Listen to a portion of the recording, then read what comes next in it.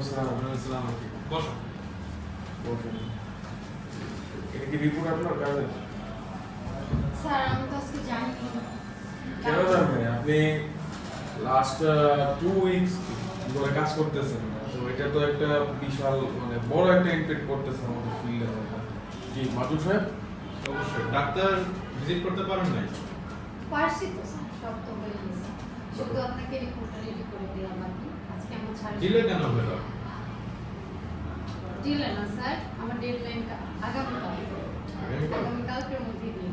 কিন্তু আমার তো আজকের মধ্যে রিপোর্টটা দরকার ছিল, আপনাকে তো মেইল করেছি। আপনি তো আমাকে ডেডলাইন কালকে দিয়ে দিয়েছেন। না আপনার তো ডেডলাইন ছিল ধরেন জুনের 13 তারিখের মধ্যে কাজ কমপ্লিট করবেন। আপনি কেন বলতেছেন যে আমার তো ডেডলাইন ছিল 14 তারিখ বা 15 তারিখ?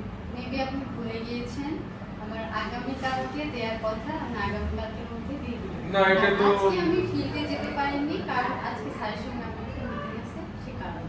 আপনি যদি কাজ কমপ্লিট করবেন না তো স্যারের মিটিং তো পরে মিটিংটা আমাকে জানাবেন না আগে? ওইটাই তো আমাকে না জানাই মিটিং এ ঘোড়াডাঙ্গে তো ঘাস স্যার খেতে জানানোর জন্যই এখানে এসেছি। কি মাহবুব সাহেব, ঘোড়াডাঙ্গে কি ঘাস খাওয়া যায়? না, অবশ্যই না। ঘাস খাইতে হলে তো পারমিশন নেওয়া লাগবে। 100%।